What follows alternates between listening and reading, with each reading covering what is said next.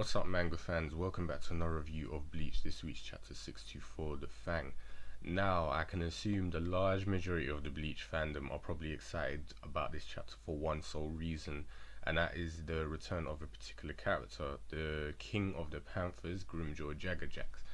And I'll be honest with you, I am not a huge fan of Grimmjow, so I wasn't really bothered about when he returned, but seeing him in this chapter actually made me pleased. I am actually glad he's back because despite him not being my favorite, he was a character I did enjoy reading back in the day, and obviously all his interactions and battles with Ichigo was part of that, and he was, quite a interesting character. So, and as I said, his personality is always, fun and aggressive.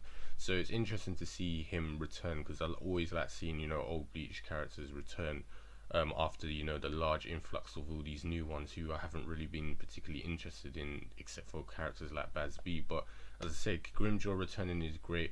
The fact that he's an ally now is interesting to see, and I'm going to look forward to seeing him in battle. But the fact that he's an ally is something I want to find out. Why is he actually there? On what terms is he there? What deal or what kind of debt or obligation was worked out between him, Urahara, and Yoruichi, because he's working with them now, but it doesn't seem like he's doing it of his own free will. It seems like he's doing it based on obligation, and as I said, under some sort of debt or agreement, and it's going to be interesting to see what that is, because I can assume he was the one who helped out Urahara, Inoue, and Chad back in, when they were still left in Wakomunda. So whatever happened then, hopefully we'll have a flashback of that and we can see what kind of, as I said, agreement they came to. But yeah, as I said, it's going to be good to see him fight alongside Ichigo, because personally Ichigo's group, other than Yoruichi, was kind of lacking in, strength, and they needed more firepower, and all I was relying on was the Shinigami to arrive. So yeah, as I said, props for me for Grimmjow's return. The rest of this chapter wasn't particularly that great. It was entertaining, especially particularly the comedy parts of it, but I'd say the beginning was a bit more, Kubo glorifying Aizen, the fact that he was able to survive Nanana's underbelly attack with his Ryatsu so reduced, and he was only kept immobile for 5 minutes. So it's just more glorifying of how strong Aizen is. He's basically god level, and he's pretty much been restrained now until the Shinigami can get the door active. So he's been temporarily taken out of action so the Shinigami could get to work.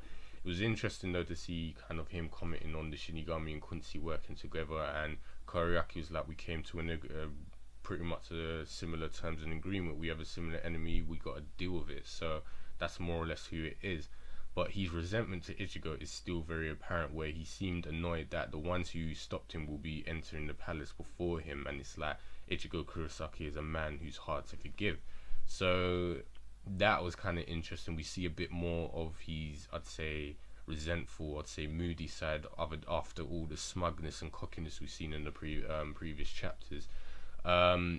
But as I said, the Ichigo scenes were bloody hilarious. I found them funny from the start when Yoruichi woke him up, which was so unnecessarily brutal, and he had him vomiting up blood afterwards. But I did like that afterwards he's asking everyone how they are they all okay, always concerned about everyone else, but then he wonders why he was the only one who passed out. And we see in the flashback that when he was falling down, he caught Ishta's arrow, broke it.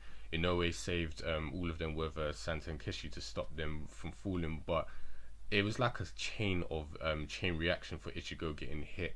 When Orihime caught them, Ganju's head collided with Ichigo's, and then after Yoruichi stopped Santa and Kishi's shield from moving with these black arrows, Kon burst out of nowhere, out of Ichigo's pocket, and basically in his muscular body, causing Ichigo to fall back and collide with Orihime's head, just like back in the Sousei arc, except this time he's completely knocked unconscious. So I was literally in stitches at that part, and I'm just thinking Kon was hiding in his pocket all this time, and even Ichigo's like, oh, he's bloody, he never wants to help, but when he does now, he gets in the way. He's like, where's that arsehole? And then when he grabs him and looks at him and starts threatening him, I was just felt kind of nostalgic and had this classic old school Bleach humor right there. So that was funny.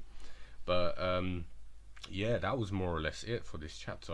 After that, we just have Yorichi, who's actually fine. That was good to see. Her arm is all intact thanks to Orihime, basically planning out their revenge.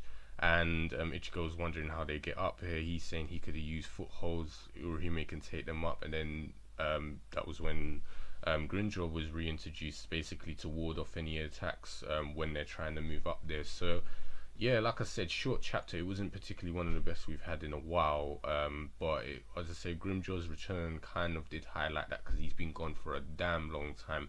We only got to see hints of his return when we saw Ichigo and him cussing each other through the monitor Urahara had, but still that wasn't really confirmed. The last real time we saw him was back when Noitara interrupted his battle with Ichigo, and we still weren't really confirmed on these conditions. So, as I said, you know, it is good to see him back, even though I'm not the biggest fan. And as I said, I'm looking forward to see him in action again, and how he's gonna act around Ichigo. That's gonna be funny. Is it gonna be kind of like the typical Vegeta, I'd say style, I'd say turnover in terms of he's gonna be all I want to kill you, Kurosaki, but now they're on good terms, kind of thing. Well, as I said, that's something to look forward to. So as I said, yeah, quite enjoyable chapter. Comedy was hilarious. Grimmjow's return was a thumbs up, and I'm looking forward to see what happens next time. So you guys know the usual. If you enjoyed this chapter, you got any opinions, let me know in the comment box below, and I'll speak to you guys next time. Take care.